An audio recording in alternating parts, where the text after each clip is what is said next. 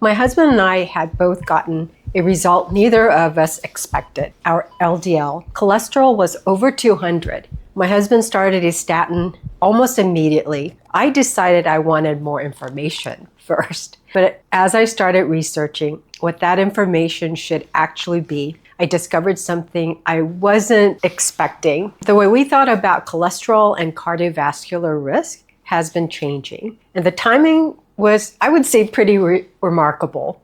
In March of 2026, American College of Cardiology and American Heart Association released their first major update to the cholesterol guidelines in almost 8 years. The more I read, the more I realized there was a bigger story to this. The new guideline reflects a shift in how we think about cardiovascular disease itself. And to understand why, we have to talk about something called exposure. In simple terms, exposure means how much LDL and other harmful cholesterol-carrying particles your arteries are exposed to, and more importantly, for how long. It's not just your cholesterol level today that matters. It's the amount of time your arteries have been exposed to these particles over your lifetime. Think of it like smoking. A few cigarettes are different from smoking every day for 30 years. The higher the exposure and the longer it lasts, the more opportunity there's for plaque to develop in the arteries. Your LDL today is only a snapshot. LDL-C tells us how much cholesterol is being carried inside LDL particles. It doesn't directly tell us how many of those particles are circulating in your bloodstream, but we'll talk about that later in this video because that value is important to figuring out your cardiovascular risk. Atherosclerosis doesn't suddenly appear when you're 60. It develops over decades. One way I started thinking about this was sun exposure. Now imagine two people who are both 60 years old. One has protected their skin from excessive sun exposure most of their lifetime, like wearing your sunscreen. The other has spent decades in the sun without much protection. They might be standing in exactly the same amount of sunlight today, but their lifetime exposure isn't remotely the same. Cholesterol exposure works on a similar principle. Atherogenic particles such as LDL circulate through our blood throughout our lives. The higher the concentration and the longer our arteries are exposed to those particles, the greater the opportunity for those particles to become retained in the artery wall and contribute to atherosclerosis. In one landmark project, scientists pooled data on over 18,000 individuals from 4 major American studies, tracking subjects from early adulthood straight through middle age. Imagine two people walk into a doctor's office today and they both have the exact same LDL cholesterol. But one person's LDL has been that high for the last 2 years. The other person's LDL has been that high for 30 years. The number may be the same today, but their history is a completely different story. People who are born with genetic variants that naturally keep their LDL lower tend to have much lower rate of heart disease over their lifetime. Familial hypercholesterolemia. These individuals can have extremely high LDL beginning in childhood, which is why they can develop cardiovascular disease much earlier in life. If atherosclerosis takes decades to develop, wouldn't it have made sense 8 years ago to start thinking about cholesterol earlier? Answer is yes. This was an unknown concept in 2018. Scientists have known for a long time that atherosclerosis begins long before someone experiences a heart attack. But this is an important distinction between something that makes biological sense and something becoming strong enough to drive clinical guidelines. Medicine shouldn't change recommendations simply because idea sounds logical. We need evidence. We need long-term observational studies, genetic evidence, lots of clinical trials, and also better risk prediction models. And yes, ideally different types of evidence pointing in the same direction. Over those 8 years, that evidence continued to accumulate. And you can see that reflected in the new guideline.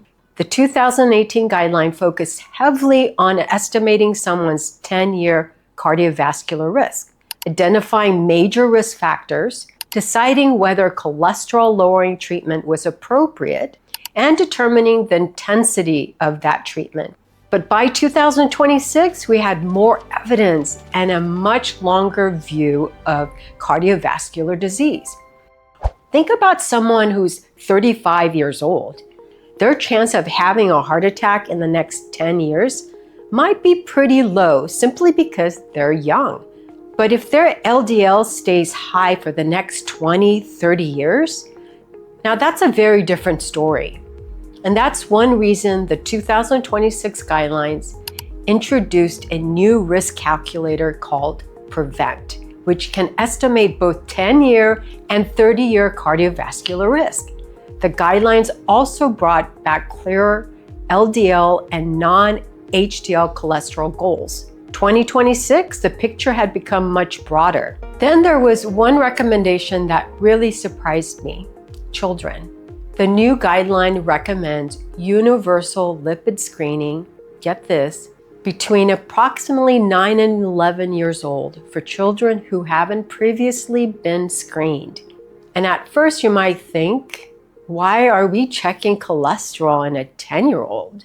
We're obviously not worried about the average 10-year-old is about to have a heart attack. We're looking for significant lipid abnormalities early. Because if someone has very high LDL beginning in childhood, when we don't discover it until they're 40, that's potentially decades of exposure we didn't know about. Childhood cholesterol screening itself isn't completely new. The 2018 guideline already said screening between 9 and 11 could be reasonable. What's different is how strongly the new guideline emphasizes prevention across the entire lifespan. And to me, that recommendation really illustrates the philosophical change. Don't wait for cardiovascular risk to become high before you start thinking about cardiovascular health. And LDL isn't the only information we have. This is another place where I think people can misunderstand the new guidelines. LDL did not suddenly become unimportant. Quite the opposite. We have very strong evidence that LDL and other cholesterol-carrying particles play a direct role in the buildup of plaque. But LDL cholesterol doesn't answer every question. And that's where some of the tests I started investigating become important. First, there's the ApoB. ApoB gives us a better idea of how many potentially harmful particles are circulating in our bloodstream. Think about LDL-C as telling us approximately how much cholesterol is being carried inside LDL particles, whereas ApoB gives us information about the number of atherogenic particles circulating in the blood. These are normal particles our body uses to transport fats and cholesterol.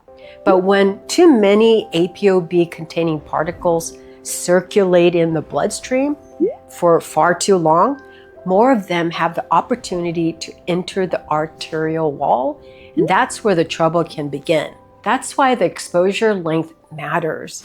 Then there's the lipoprotein A. Your LPA level is primarily determined by genetics. You can eat well, you can exercise, you can be thin, and you can still have very high LPA. The new 2026 guideline recommends measuring LPA at least once in adulthood. For most people, because it's largely genetically determined and relatively stable, it doesn't need to be repeatedly checked. And then there's the coronary artery calcium scan. Answers yet another question. Instead of only asking, what are my risk factors? We can sometimes ask, is there already evidence of calcification in our coronary arteries. These tests don't replace LDL, they provide different pieces of the puzzle. And this is where Thailand enters our story. Now, here's the part I found really interesting. And while I was reading about these new American recommendations, our cardiologist here was approaching our cholesterol in a remarkably similar way. He wasn't simply looking at one LDL number. He wanted more information like the ApoB, LPA, and also the coronary artery calcium scan. I don't know whether our cardiologist was specifically following the new American Guideline, and cardiovascular medicine internationally has been moving in a similar direction. But I found it fascinating that here we were receiving care in Thailand, and the approach we were experiencing was closely aligned with where major international cardiovascular guidelines were heading. But then our results came back, and this is where our story took another turn. On a standard lipid panel, we looked surprisingly similar, but now we had more pieces of the puzzle. We had those 3 values, and that's going to be very important in how we look at our individual cardiovascular risks. If 2 people have similar high LDL cholesterol, but very different ApoB, LPA scores, do they actually have the same cardiovascular risk? And with the new Prevent software program, the answer would be no, because these numbers completely change the direction of my investigation. And that's what we're going to look at in the next episode. Thanks everyone for watching.